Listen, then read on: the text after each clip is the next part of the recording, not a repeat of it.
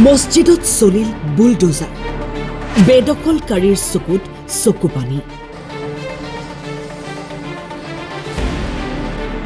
আমাৰ ইমান ধুনীয়া ঘৰটো ভাঙি দিছে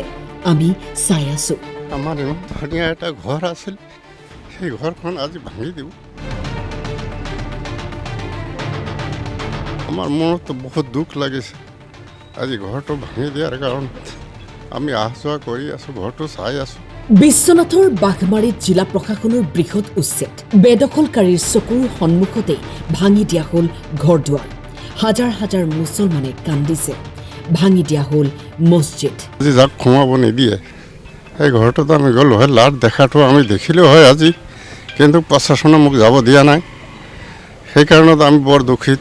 732টা পৰিয়ালক দিয়া হৈছিল উচ্ছেদৰ জাননী উচ্চ ন্যায়ালয়ৰ কাষচপা 68টা পৰিয়ালক স্থগিতাদেশ প্ৰদানৰ পিছতে 664টা ঘৰত চলিল প্ৰশাসনৰ বুলডোজাৰ পুৱাই আৰক্ষীৰ এক বৃহৎ দল উপস্থিত হৈ 265 বিঘা মাটিত উচ্ছেদ চলায় আমি কিমান দিনৰ পৰা আছোঁ আমি নাজানো আমিতো সৰুৰ পৰা জন্মকৰ্ম আমাৰ ইয়াতে আমি থাকিলোঁ আমাৰ দেউতাহঁতে ইয়াতে মৰি গ'ল আমিও এতিয়া বুঢ়া হ'লোঁ ইমান দিন আমাৰ ঘৰ চৰ ভঙা নাই আজি প্ৰশাসন আহিছে ভাঙি দিবলৈ এতিয়া আশ্ৰয় লৈ আছোঁ আমি এই বালিপুখুৰী কাগজ পাতি আছে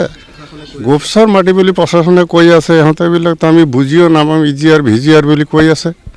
সৰুৰ পৰা আমি এতিয়া ডাঙৰ দীঘল হৈ বুঢ়া হ'লোঁ এতিয়া আমি গমেই পোৱা নাই যে এইটো কেনেকুৱা কি মাটি কিন্তু আমি অহা যোৱা কৰিছোঁ মণ্ডলৰ ওচৰত কাৰণগড়ৰ ওচৰত সিহঁতে মানে আমাক মাটি পটা কৰি দিয়া নাই বিশ্বনাথৰ পৰা ছয়ানিকা ডেকাৰ ৰিপৰ্ট টাইম 8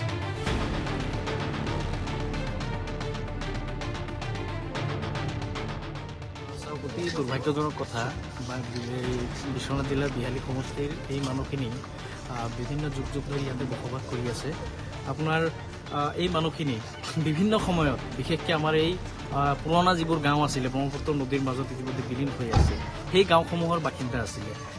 বিভিন্ন চৰকাৰৰ সময়ত তেওঁলোকক হয়তো এলটমেণ্ট দিছে বা চৰকাৰী মাটিসমূহ অধিগ্ৰহণ কৰিছে কিন্তু সেই মানুহখিনি আজি উচ্ছেদ কৰা হৈ আছে যে অসম চৰকাৰৰ দায়িত্ব আৰু কৰ্তব্য আছিলে যিহেতু এই লোকসকল অসমৰ বাসিন্দা তেওঁলোক বিহালী সমষ্টিৰ বিশ্বনাথ জিলাৰ স্থায়ী বাসিন্দা এই মানুহখিনিক প্ৰথমতে পুনৰ সংস্থাপনৰ ব্যৱস্থা অসম চৰকাৰে কৰিব লাগিছিল তাৰপিছত তেওঁলোকে উচ্ছেদ কৰিব লাগিছিল আজি এই ঠাণ্ডা প্ৰকোপ ঠাণ্ডাত তেওঁলোকক উচ্ছেদ কৰা হ'ল মানৱ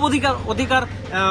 সৰ্ব কৰি আছে তেওঁলোকক পুনৰ সংস্থাপন নকৰাকৈ এই মানুহখিনিক যে উচ্ছেদ কৰি আছে তেওঁলোক কলৈ যাব এই ঠাণ্ডাৰ মাজত শিশু বৃদ্ধ আবাল মহিলা এইসকল কলৈ যাব